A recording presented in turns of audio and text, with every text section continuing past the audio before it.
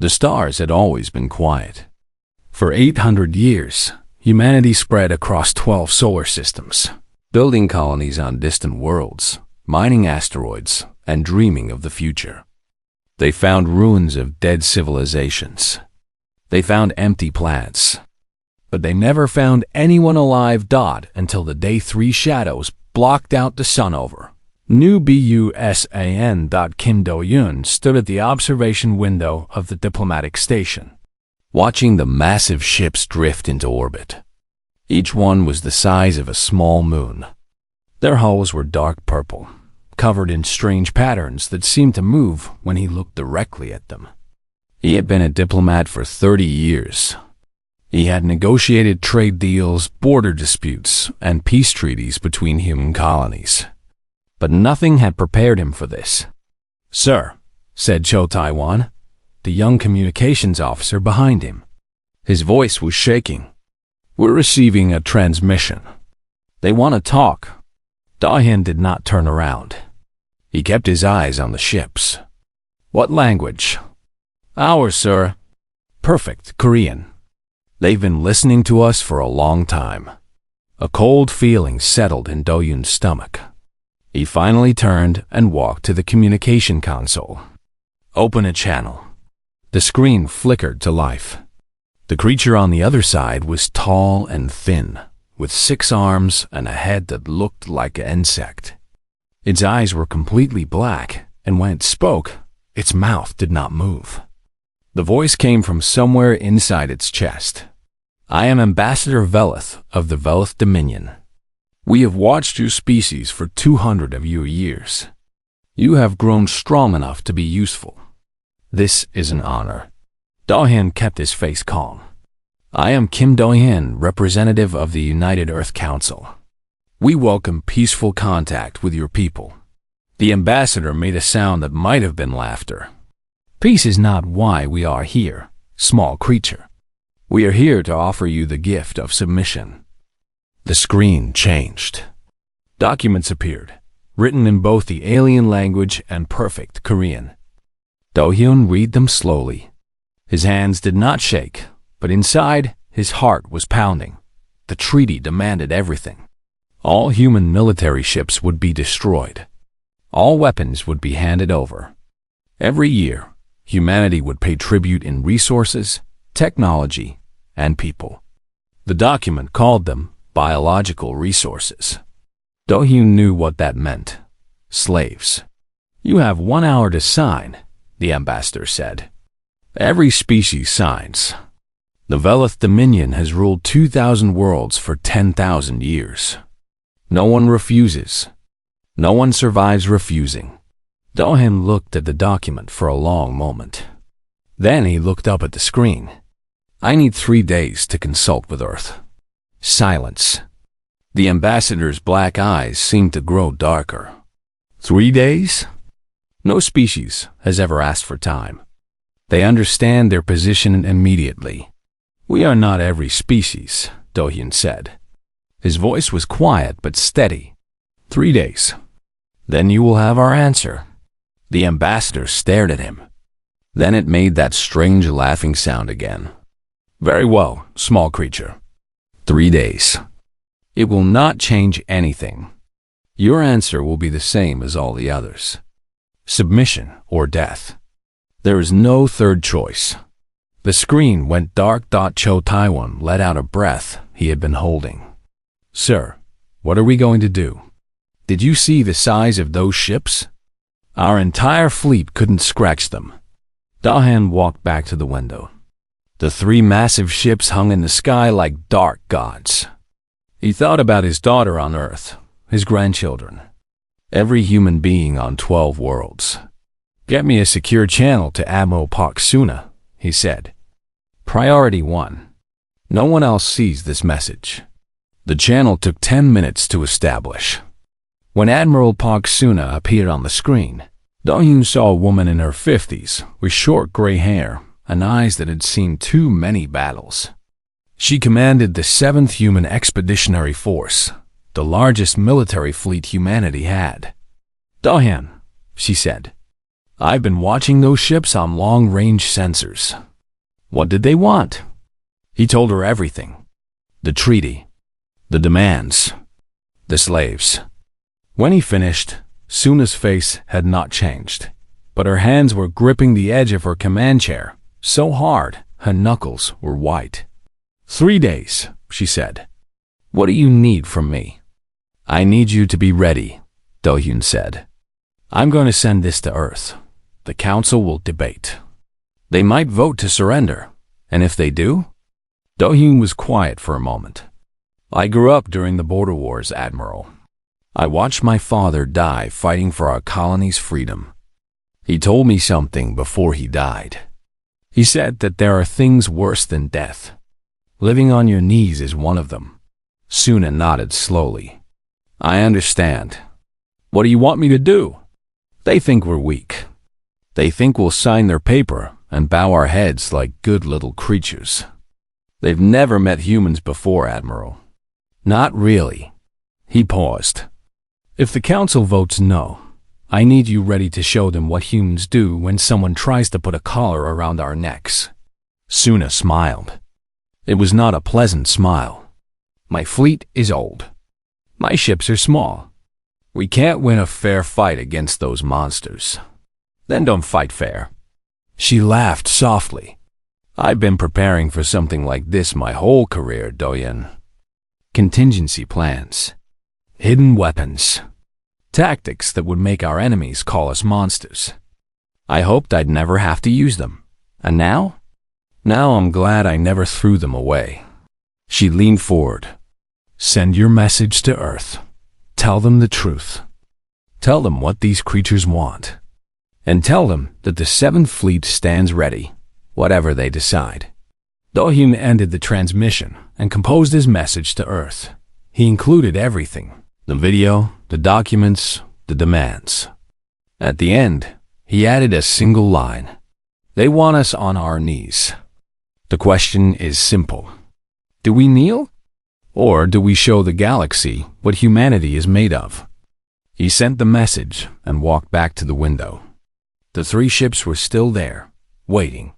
Somewhere inside them, the Velith ambassador was probably laughing, sure of victory. In 10,000 years, no one had ever refused them. Why would these small, young creatures be any different? Do-hyun thought about human history. The wars, the suffering, the times when powerful empires had tried to crush smaller peoples under their boots. Sometimes they succeeded. Sometimes the small peoples were destroyed completely. But sometimes something else happened.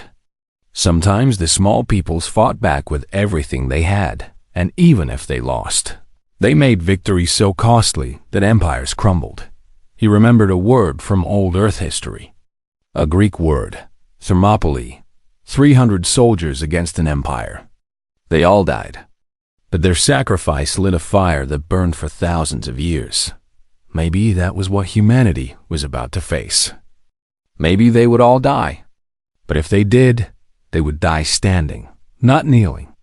And maybe, just maybe, their fire would light the darkness for others. The 3 days passed slowly. Do-hyun slept little. He ate less. He waited for Earth's response. When it came, it was a single word, broadcast on every frequency, sent to every human colony, and transmitted directly to the Velith ships. The word was simple. The word was clear. The word was everything humanity had ever been. No. And in orbit above New Bizen, aboard her ancient flagship, Admiral Park Suna began giving orders. The 7th Fleet powered up their engines. Weapon systems came online. Pilots ran to their fighters. The Velith had made a terrible mistake. They had thought humans would submit. The stars were about to burn. The council chamber on Earth was older than most nations. It had been built 300 years ago, after the last great war that united humanity. The walls were made of stone from every continent. The ceiling was glass, open to the sky. For 300 years, the most important decisions in human history had been made in this room. Today might be the most important of all. Li Jiwu stood at the center of the chamber. She was 67 years old, with white hair pulled back from her face and eyes that had read more history books than most libraries held. She had been council speaker for 12 years. She had guided humanity through economic crises, border disputes, and the occasional conflict between colonies. But nothing like this. The message from Kim Do-hyun played on every screen in the chamber. The alien ambassador's voice echoed off the stone walls. When it finished, silence filled the room like water filling a sinking ship. 3 days, said a council member from the European Union. We have less than 2 days left now. We need to decide. What is there to decide? Said another member from the Asian Pacific Coalition. You saw those ships. 3 of them, each one bigger than anything we've ever built. They say they have 2,000 worlds. We have 12. This isn't a negotiation. This is an execution. Voices erupted across the chamber. Some shouted for surrender. Some shouted for war. Some just shouted because they were afraid and didn't know what else to do. Li Jiwu let them shout for 5 minutes. Then she raised her hand. The chamber fell silent. When she spoke, her voice was not loud, but everyone heard every word. I want to tell you a story, she said. A true story from our own history. She walked slowly across the chamber floor. Her footsteps echoed in the silence. 800 years ago, there was a small country called Korea. It was surrounded by powerful empires. China, Japan, Russia. Again and again, those empires invaded. Again and again, they tried to erase Korean language, Korean culture, Korean identity. They told the Korean people to submit, to bow, to become something else. She paused and looked around the chamber. The Korean people refused. Not always with weapons. Sometimes with words. Sometimes with secret schools where children learned their own language. Sometimes with simple stubbornness, keeping their names when the oppressors demanded they change them. It cost them everything. Millions died. Families were destroyed. But they never submitted. And today, their descendants stand among the stars. She pointed at the screen showing the Velas ships. This is not new. Every people on Earth has a story like this. The Greeks against Persia. The Vietnamese against empires that should have crushed them. The Jewish people surviving 2,000 years of persecution. Small nations across Africa and Asia, throwing off colonial powers that had ruled them for centuries. Her voice grew stronger. We are told that resistance is foolish. We are told that the strong always win. But history tells a different story. History tells us that the spirit of a free people is worth more than 1,000 warships. History tells us that empires fall, but the people they tried to crush live on. A young woman stood up in the back of the chamber. Yoon Hae-jin was the youngest council member, only 32 years old. She represented the outer colonies, the frontier worlds where life was hard and people were harder. The outer colonies have already voted, she said. Her voice was sharp and clear. We vote no. We will not surrender. We will not give our children to these monsters as slaves. We would rather burn than kneel. Murmurs spread through the chamber. An older man stood up. His name was Bae Sang-ho, and he had been the greatest military strategist of his generation before he retired. His left eye was artificial, lost in the border wars. His son had died in those same wars. I have spent my life studying warfare, he said. I know our fleet. I know our capabilities. I know what we face. The Velith are correct. In a straight fight, we cannot win. The chamber groaned.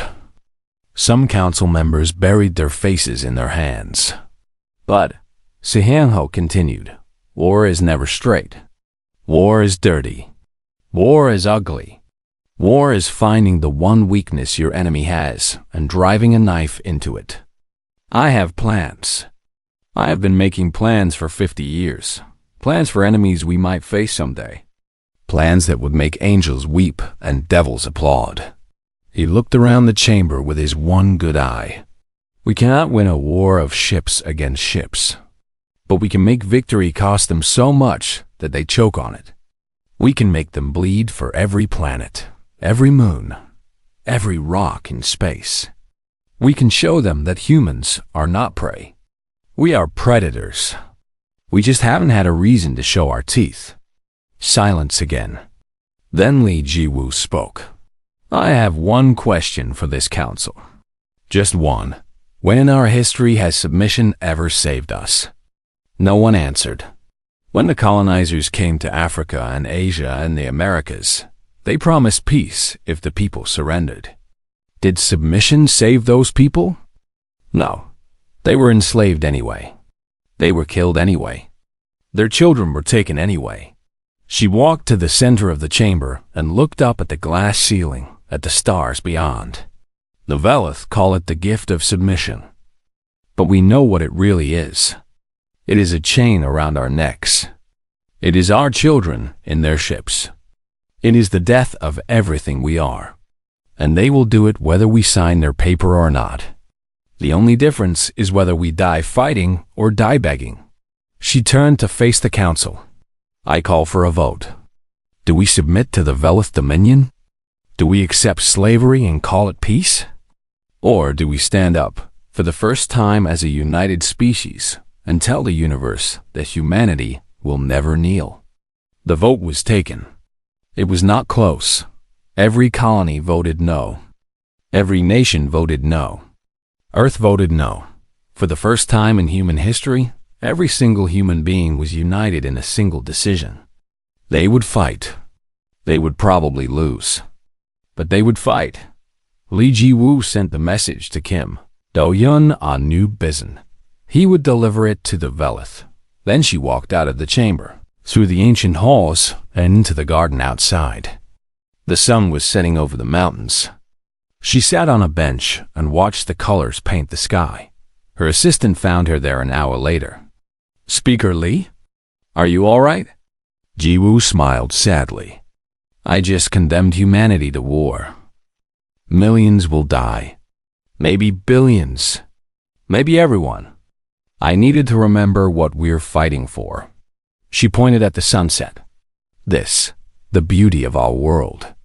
To open our children's eyes. The songs we sing and the stories we tell. The simple fact that we exist, that we think, that we dream. The Velith want to take all of that away. They want to turn us into resources, into numbers, into nothing. She stood up and brushed off her clothes. They picked the wrong species. They really did. We have been fighting each other for 10,000 years. We have learned every dirty trick, every cruel tactic, every desperate strategy that exists. We have survived ice ages and plagues and our own stupidity.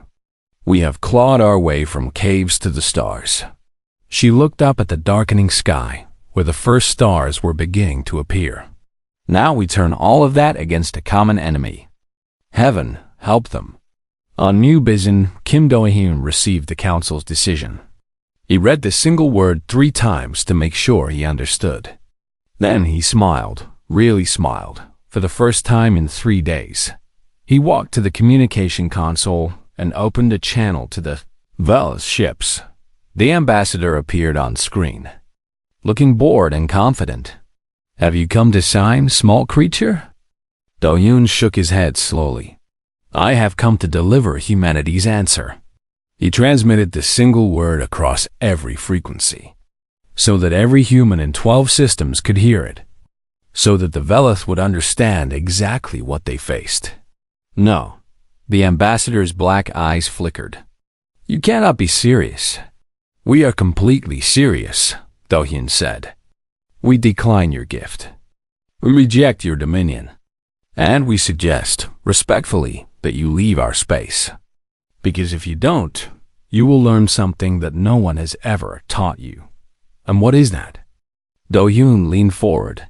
You will learn why humans fear the dark. It's not because of what's in it. It's because of what we become when we're pushed into it. He cut the transmission. The war had begun. Anne-Marie had always loved flying. When she was a little girl on Earth, she would lie on her back in the grass and watch the clouds move across the sky. She dreamed of touching them. When she was 16, she flew her first aircraft. When she was 20, she joined the fleet. Now she was 24 years old, sitting in the cockpit of a fighter craft, about to fly into certain death. Her hands were shaking. She hid them under her legs so no one would see. "Ghost, you okay?" The voice came through her helmet radio. Kang Junho, her wingman, her best friend since childhood. They had grown up together on the same street, gone to the same schools, joined the fleet on the same day. He was the only person who knew how scared she really was. "I'm fine," she said. Her voice sounded steady. "Good. You're lying. Your left leg is bouncing. It always bounces when you're scared." She looked down. Her leg was bouncing. She forced it to stop. "Shut up, Junho." He laughed softly through the radio. "Just stay on my wing. We'll get through this together. Like always." The hangar bay doors opened. Mireille looked out at the blackness of space, dotted with stars. Somewhere out there, 500 Velith warships were coming. The Harvest Fleet, they called it. It was the force they sent to crush civilizations that refused to submit. Admiral Park Suna's voice came through the fleet-wide channel. "All pilots, all ships, this is Admiral Suna. Today, we face an enemy that has never been defeated.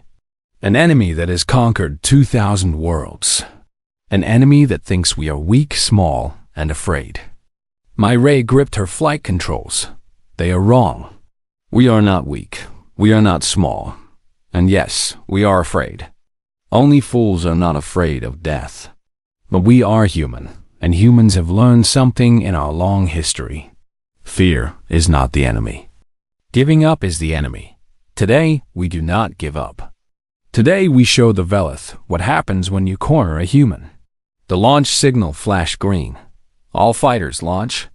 And may whatever gods you believe in fly with you." Mireille pushed her throttle forward. Her fighter shot out of the hangar bay like a bullet. Behind her, 300 other fighters followed. Ahead of her, the human fleet spread across space, old ships with old weapons, facing an enemy with technology 1,000 years more advanced. The Velith fleet appeared on her sensors, 500 ships. The smallest was 10 times larger than the biggest human cruiser. They moved in perfect formation, confident, unstoppable. "They're not even bothering to scatter," Junho said. "They don't think we can hurt them." "That's their first mistake," Mireille said. The Velith fleet flew straight into the asteroid field. Admiral Suna had chosen this place for a reason. For 3 months, mining ships had been placing charges on asteroids, turning rocks into bombs, creating a death trap hidden in plain sight. The first explosions lit up space like new stars being born. Velith ships broke apart. Their shields, so advanced they could stop any weapon humanity had, were useless against asteroids, the size of cities slamming into them at impossible speeds.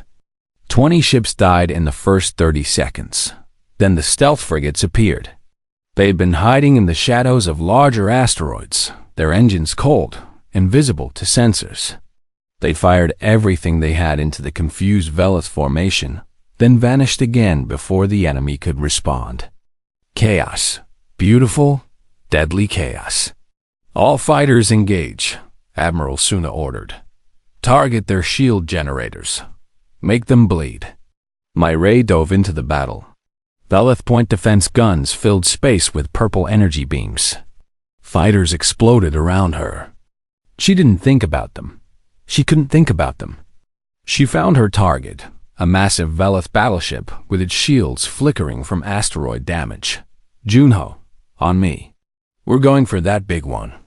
Right behind you, Ghost." They flew through. The fire, twisting and rolling, using every trick they had learned. A beam passed so close to Moray's cockpit that she could feel the heat through her helmet. She didn't slow down. The battleship's shield generators were exposed, damaged by the initial explosions. Mireille lined up her shot and fired. Her missiles streaked through space and hit their target. One generator down. "Nice shot," Junho said. He fired at the second generator. It exploded in a shower of sparks. "Shields are failing. All fighters, hit that ship now." A dozen fighters converged on the battleship. They poured fire into its hull. The massive ship shuddered, then broke apart from the inside as something critical exploded. Mireille felt a moment of fierce joy. They had done it. They had killed a Velith warship. Then she saw the flagship, thought it was larger than the others, covered in golden symbols that glowed against its purple hull. The Velith commander's ship. It was turning toward the human fleet, preparing to fire its main weapon. "All ships, evasive action," Admiral Suna shouted. "That weapon can cut through anything we have." Mireille watched in horror as a beam of pure white light shot from the flagship. It hit 3 human cruisers at once. They didn't explode. They simply stopped existing. "We have to take out that ship," Mireille said. "If we don't, it'll destroy the fleet." "The shields are too strong," Junho said. "Nothing we have can get through." Mireille looked at her sensors. The flagship's shield generators were buried deep inside its hull, protected by layers of armor. No missile could reach them. No bomb could scratch them, unless someone got inside. "Junho," she said slowly, "there's a hangar bay on the lower section. If we fly in, we could hit the generators from inside." "That's suicide, Mireille. You'd never get out." "I know." Silence. Then Junho's voice, quiet and sad. "Then we do it together." They flew toward the flagship. Velith fighters tried to stop them. Mireille destroyed 2. Junho destroyed 3. A beam clipped Junho's wing. His ship started spinning. "Junho, I'm okay." He fought with his controls, stabilizing his damaged fighter. "Keep going. I'll cover you." "No, we go together or not at all." "Mireille, listen to me." His voice was calm now, the way it always got when he had made up his mind about something. "My ship is dying. I've got maybe 2 minutes before the engine explodes, but I can still fly." She understood what he was going to do. "Junho, don't. Tell my mother I love her." "And Mireille, don't you dare die today. Someone has to remember us." His fighter accelerated toward the flagship's bridge. Point defense guns tore at his ship. Pieces flew off. But he didn't stop. He couldn't stop. Mireille screamed his name as his fighter slammed into the flagship's bridge at full speed. The explosion was beautiful and terrible. The bridge was gone. The flagship was crippled. And Kang Junho, who had been afraid of the dark as a child, who had learned to fly because his best friend loved the sky, who had never kissed a girl or seen Earth's oceans, was dead. Mireille flew into the hangar bay. She fired every weapon she had at the shield generators. They exploded. The flagship's shields dropped. "All ships, the flagship's shields are down." She screamed into the radio. "Hit it now. For Junho. For everyone." The human fleet fired everything they had. The Velith flagship died slowly, breaking apart piece by piece. When it was over, 200 Velith ships were destroyed. The Harvest fleet retreated. For the first time in 10,000 years, the Velith had lost a battle, but the cost was terrible. 3,000 pilots dead, 40 ships gone, 2 colony stations destroyed, and Kang Junho, who had promised to fly with her forever, was nothing but scattered atoms in the void. Mireille landed her damaged fighter in the hangar bay of the Eternal Dawn. She climbed out of her cockpit and fell to her knees on the deck. She didn't cry. She was too empty for tears. Admiral Suna found her there an hour later. The old woman knelt beside her and put a hand on her shoulder. "You saved us," Suna said. "Junho saved us," Mireille whispered. I just finished what he started. Suna nodded. Then we honor his sacrifice by winning. By making sure he didn't die for nothing. Mireille looked up at her. Will we win? Suna's eyes were tired and sad, but there was steel in them. Maybe not. Probably not. But we'll make them pay for every star they try to take from us. And maybe, just maybe, that will be enough. Somewhere far away, the Velith High Command received the battle report. They had lost 200 ships to a species they considered barely worth noticing. For the first time in 10,000 years, they felt something they had almost forgotten: fear. The Velith did not make the same mistake twice. They returned with 3,000 ships. Not a harvest fleet this time. An extermination fleet. Earth fell first. The great cities, built over thousands of years, burned in a single day. The council chamber where Li Jiwu had called for defiance was turned to ash. The oceans boiled. The sky turned black with smoke. Then New Bizen. Then New Seoul. Then colony after colony. World after world. In 3 months, humanity lost everything. Yuna had been a medic on New Pyongyang when the Velith came. She was 29 years old, with steady hands and a quiet voice that could calm even the most frightened patients. She had joined the medical corps because she wanted to help people. She never thought she would see so much death. The refugee ship Lost Hope was old and slow, built for cargo, not people. But it held 12,000 survivors from 3 destroyed colonies. Yuna worked in the medical bay, which was really just a storage room with mattresses on the floor. She worked 20 hours a day. She slept in corners when she could. She ate when someone put food in front of her. Every person she couldn't save. She wrote their name on her arm with a medical marker. When her arms were full, she started writing on her legs. The names climbed up her body like vines. You need to stop doing that, said the ship's captain, an old man named Beek Wanjin. It's not healthy. Neither is what the Velith are doing, Yuna said. But someone has to remember them. Someone has to carry their names. The captain had no answer for that. Far away, on the occupied world of New Seoul, Shin Dongwook was organizing something dangerous. He had been a teacher before the war. History and literature. He had gentle eyes and a soft voice, and his students loved him. Now he led a resistance cell of 200 fighters. Mostly ordinary people who had lost everything and had nothing left to lose. The Velith had built labor camps on New Seoul. They put humans to work mining minerals, building equipment, doing things the Velith considered beneath them. The work was hard. The food was little. People died every day. Dongwook Sal had been planning this raid for 2 months. One of the camps held 10,000 prisoners, including children. The guards were few because the Velith didn't think humans were capable of fighting back. Anymore. They were wrong. The attack came at night. Dongwook and his fighters cut through the fence with stolen tools. They moved silently through the camp, killing Velith guards before they could raise an alarm. When the prisoners realized what was happening, some of them cried. Some of them couldn't believe it was real. Move quickly, Dongwook told them. We have transport waiting in the mountains. No talking, no noise. 10,000 people fled into the darkness. The Velith discovered the escape at dawn. They sent hunters. Dongwook's fighters stayed behind to slow them down. The battle lasted 6 hours. When it was over, 800 of Dongwook's people were dead. But the prisoners had escaped. Dongwook himself lost his right arm when a Velith energy weapon hit him. He wrapped the wound with cloth, torn from a dead soldier's uniform, and kept fighting until the last. Transport was away. They found him 3 days later in the mountains, half dead from blood loss and infection.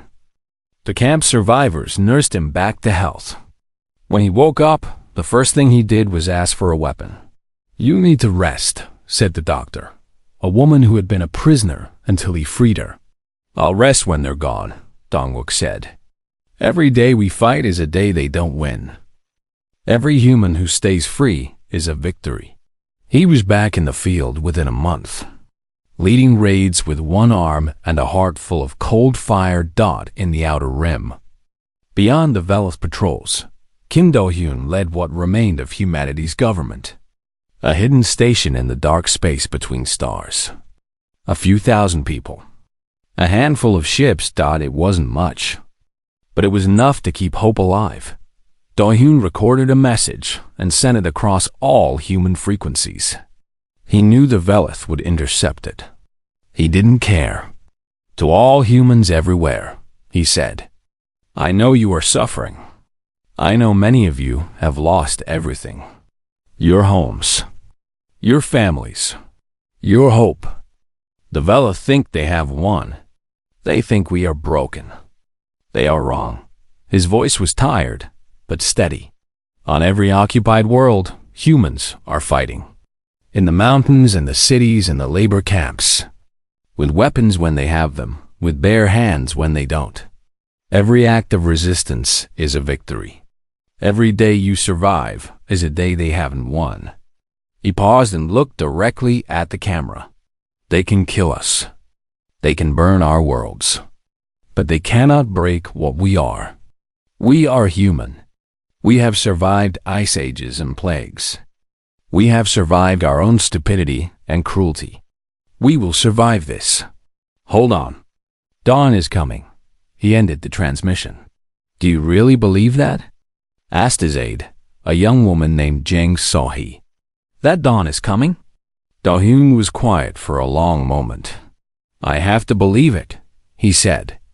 Because if I don't, then everything we've done, everyone who died, it was all for nothing. And I can't accept that. I won't accept that. He walked to the window and looked out at the stars. Somewhere in that darkness, human scientists were working on something.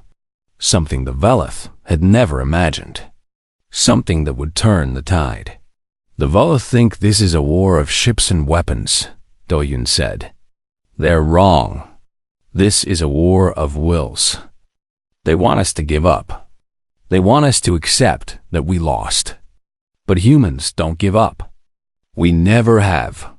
That's why we're still here after 10,000 years of trying to destroy ourselves.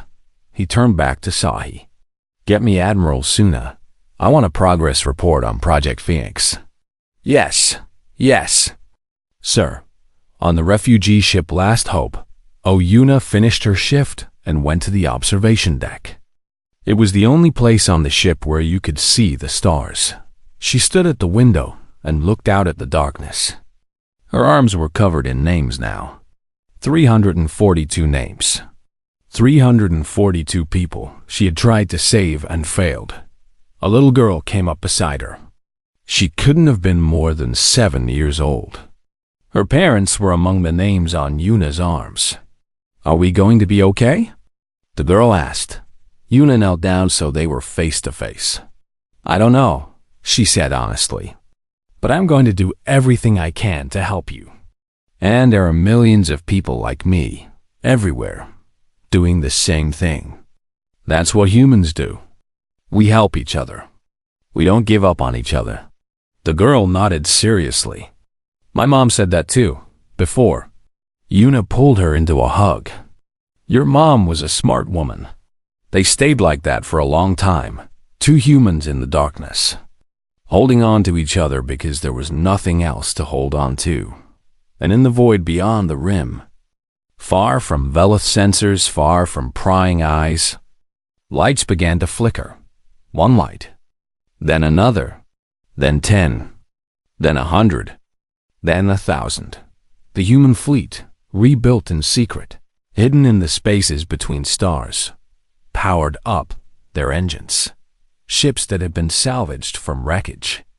Ships that had been built in hidden factories. Ships crewed by survivors who had lost everything and were ready to take it back. Admiral Park Suna stood on the bridge of her new flagship, looking at the fleet forming around her. Her face was scarred now, burned in a battle 6 months ago. But her eyes were the same as ever, hard, determined, unbroken. "All ships," she said, "set course for the Velith homeworld." The fleet moved as one, emerging from the darkness like ghosts returning from the dead. The long night was over. Dawn had come. The Velith homeworld was called the Eternal Throne. It was the center of an empire that had ruled 2,000 worlds for 10,000 years. Massive cities covered every continent. Orbital stations circled it like rings around the planet. A defense fleet of 500 ships protected it at all times, but no enemy had ever attacked the Eternal Throne. No enemy had ever been crazy enough to try until now. The human fleet emerged from faster-than-light travel in a flash of light. 2,000 ships, old and new, rebuilt and repaired, crewed by people who had lost everything and had come to take something back.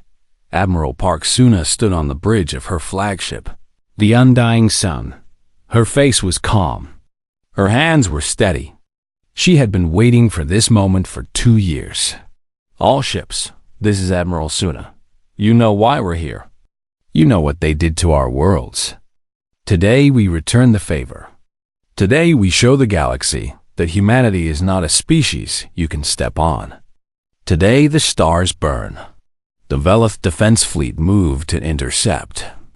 They outnumbered the humans, but not by much. And for the first time in their long history, they were facing an enemy who wasn't afraid to die. Han Myre launched her fighter from the undying sun's hangar bay. She was 32 now, her face marked by scars and her eyes marked by everything she had seen. She led a squadron of young pilots, kids who had grown up during the war, who had never known a time when humanity wasn't fighting for survival. "Stay tight," she told them. "Watch each other's backs. And remember what we're fighting for." "What are we fighting for, Commander?" asked one of the young pilots, a boy named Jang Minho, only 19 years old. Myre thought of Kang Junho, dead 8 years now, still the first person she thought of every morning. She thought of her parents, killed when Earth burned. She thought of every name she had memorized, every face she carried in her heart. "We're fighting for everyone who can't fight anymore," she said. "We're fighting for the future. We're fighting because that's what humans do. Now follow me." Her squadron dove into the battle. The space around the Eternal Throne became a storm of fire and death. Human ships rammed Velith cruisers. Fighters flew suicide runs into battleship engines. Cargo ships loaded with explosives crashed into orbital stations. The Velith had never seen anything like it. Their enemies always fought to win. They calculated odds, preserved resources, retreated when the situation became hopeless. Humans didn't do that. Humans fought like they had nothing to lose. Because they didn't. Admiral Suna watched the battle from her bridge. Her ships were dying, but so were the Velith ships. And the orbital defense network was falling apart. "Launch Project Phoenix," she ordered. From the belly of her flagship, a small ship launched. It looked like nothing special. Just a shuttle, unarmored. But inside that shuttle was something the Velith had never imagined. A weapon that didn't destroy ships. A weapon that destroyed species. Human scientists had captured Velith prisoners during the war. They had studied their biology. They had found weaknesses. And they had created something terrible, a virus. Tailored to Velith biology. Harmless to every other species. Deadly to them. It was a weapon of genocide. The kind of weapon civilized species didn't use.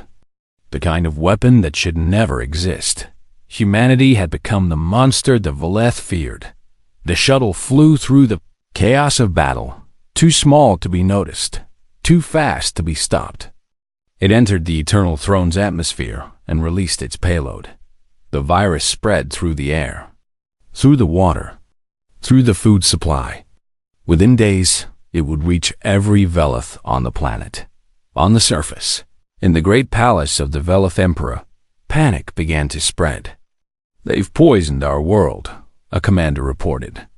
Everyone is infected. We need a cure. The Emperor sat on his throne, watching the battle in orbit through a massive screen. He was old, even by Vel's standards. He had ruled for 3,000 years. He had conquered 100 worlds personally, and now he was watching his empire die. "Surrender," he said quietly. "My Emperor, tell the humans we surrender, unconditionally. Give them whatever they want. Just make them stop."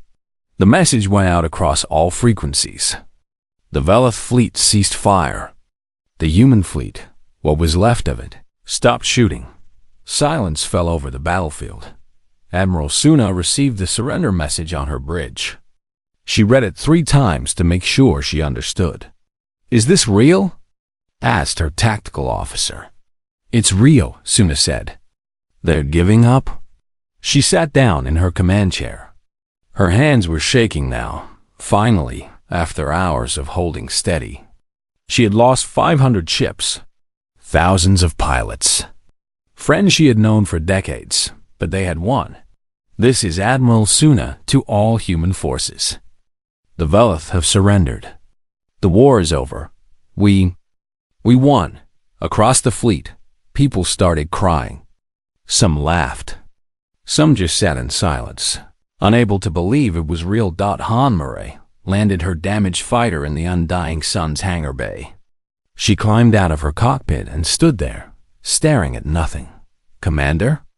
It was Jiang Minho, the young pilot. He had survived. Most of his squadron hadn't. "It's over," Myre said. Her voice sounded strange to her own ears. "It's actually over." She thought about Junho again. What would he say if he was here? Probably something stupid and funny. Something to make her laugh when she wanted to cry. She missed him so much it hurt. "We did it, Junho," she whispered. "We actually did it." On a refugee ship somewhere in the Outer Rim, Yuna heard the news. She was in the middle of treating a patient, a man who had been injured in a Velith labor camp. She put down her instruments and walked to the observation deck.